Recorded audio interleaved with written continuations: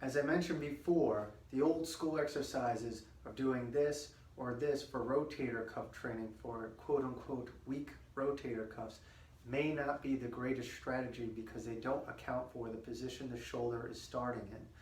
So with this shoulder flexion test, we can see where your shoulder is from side to side and how we need to attack it.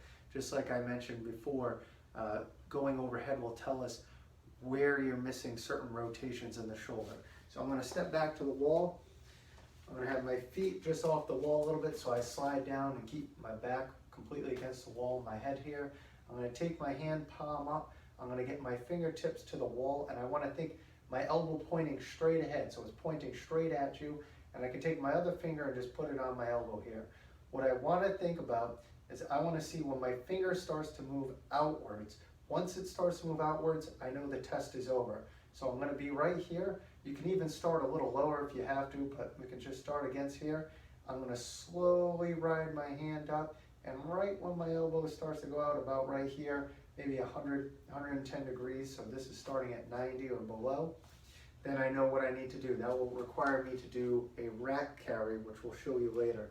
Now I'll do my left side. Now let's say this side's a little more limited. So even here I might have trouble getting my elbow in. So even at 90 degrees or a little bit below, as soon as I start to come up, it wants to ride out. So this would require a suitcase carry because I'm starting my shoulder too far forward versus this side is losing a little bit of rotation going outwards as I ride up. So we'll show you that in the gym.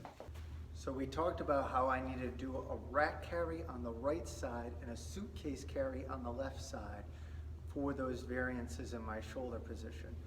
So we'll start with the right hand. This is a rack carry, so I can take a kettlebell. I'm going to keep the elbow still down and forward. All right, so I just want it down on this angle by my side.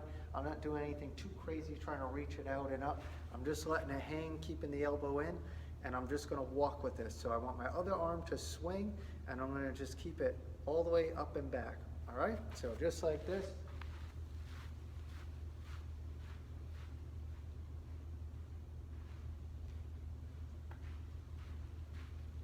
Shouldn't be too strenuous. You should be able to just breathe in and out through your nose.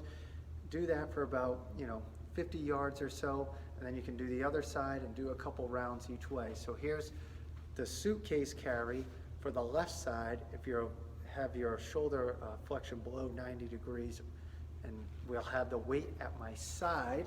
So it's just hanging off my arms, just a little meat hook, so I'm not going to let it pull me down. I'm just up right here. It's coming off my legs a little bit, just hanging. And the same thing, this arm's going to swing.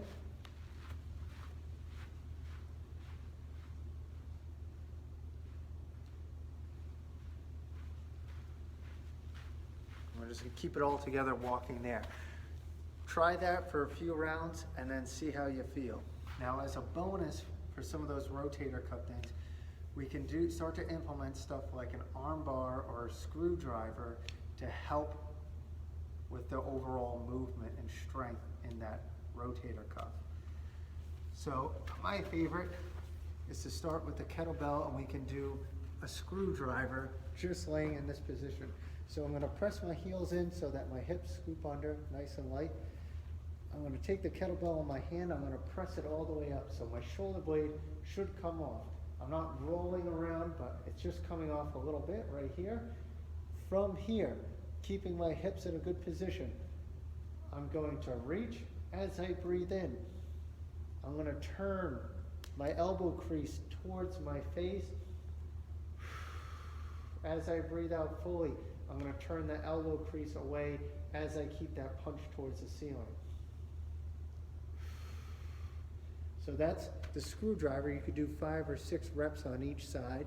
Then we could do an arm bar. So the arm bar would involve the same kind of setup, except the knee that has the weight hand side is going to be up.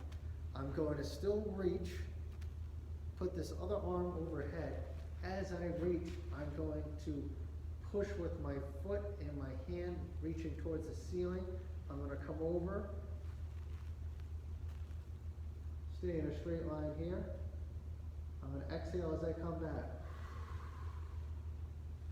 Inhale as I roll over.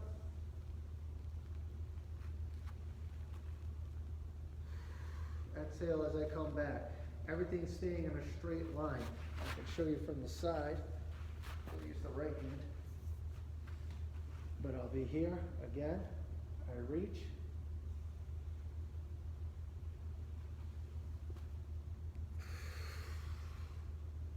Just like that. And these are good warm-ups in the gym for you if you're having a shoulder day.